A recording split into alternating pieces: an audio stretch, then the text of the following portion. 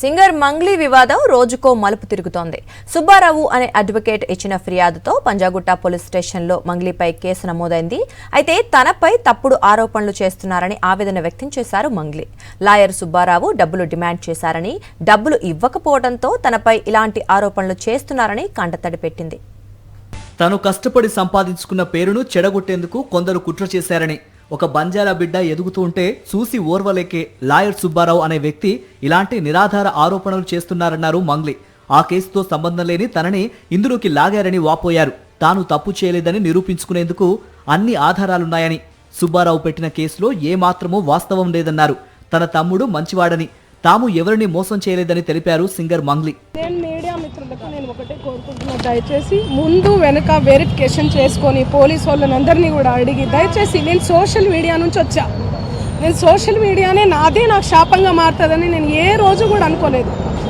నేను ఒక ఆడపిల్లని, దయచేసి చెప్తున్నా, ఇందులో నా ఇన్వాల్వ్మెంట్ ఉంటే మళ్ళీ చెప్తున్నా, మీరు ఏం చేసినా నేను పడ్డానికి సిద్ధం, నేను ఎక్కడికైనా వస్తాను.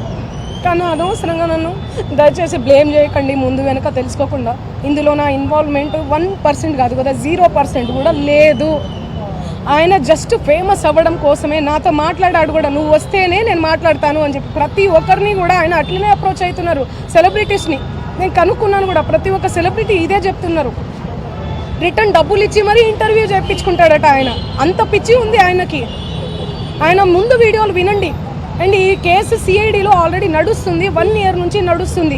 3 ఇయర్స్ నుంచి వాళ్ళు ఈ దందా నడిపిస్తున్నారంట. వాళ్ళందరూ కూడా బాలాజీ నాయక్, మధు నాయక్, ఇంకెవరెవరో హేమకాంత్ రెడ్డి, ఇంకోరు ఎవరెవరో ఉన్నారు. వాళ్ళంతా గొలుసు కట్టులా ఉన్నారు వాళ్ళు. నాకు అసలు తెలీదు.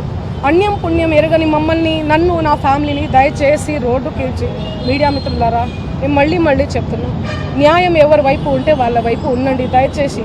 తనపై ఆరోపణలు చేసిన సుబ్బారావు అనే వ్యక్తి తనను 10 లక్షల రూపాయలు డిమాండ్ చేశారన్నారు మంగ్లీ. అడిగినంత డబ్బులు ఇవ్వకపోతే తన పరువు తీస్తానని బెదిరించాడన్నారు. డబ్బులు డిమాండ్ చేసిన సమయంలో రికార్డ్ చేసిన వీడియోలు తన దగ్గర ఉన్నాయని, వాటిని పోలీసులకు ఇచ్చినట్లు తెలిపారు. ఈజీగా ఫేమస్ అవ్వాలనే నీచపు ఆలోచనతో ఇంత దారుణానికి పాల్పడ్డ సుబ్బారావును న్యాయపరంగానే ఎదుర్కొంటానన్నారు మంగ్లీ. అవ్వడం కోసం, డబ్బులు ఆశించడం కోసం, ఫేము డబ్బులు, ఇంకా మళ్ళీ వస్తాం మేము. తెలుగు రాష్ట్రాలు అన్ని ఎక్కడైతే నా ఫ్యాన్స్ ఉన్నారో, నన్ను అభిమానించే వాళ్ళు ఉన్నారో, దయచేసి ఇవన్నీ ఫేక్ అలిగేషన్స్, నన్ను డిఫేమ్ చేయాలని చెప్పి వాళ్ళందరూ కూడా చేస్తున్నటువంటి ప్రయత్నం. వాళ్ళు ఫేమ్ అవ్వడం కోసం డిఫేమ్ చేస్తున్నారు నన్ను. నేను ఎలాంటి దాన్ని, నేను ఎక్కడి నుంచి వచ్చినా ఈ 14-15 ఏళ్ల జర్నీ మీ అందరికీ తెలుసు. సో దయచేసి ఇవన్నీ నమ్మకండి.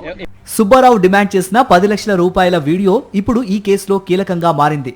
మంగ్లీ వివరణతో పాటు ఇచ్చిన ఆధారాలను బట్టి అడ్వకేట్ సుబ్బారావుపై పోలీసులు ఎలాంటి చర్యలు తీసుకుంటారో వేచి చూడాలి.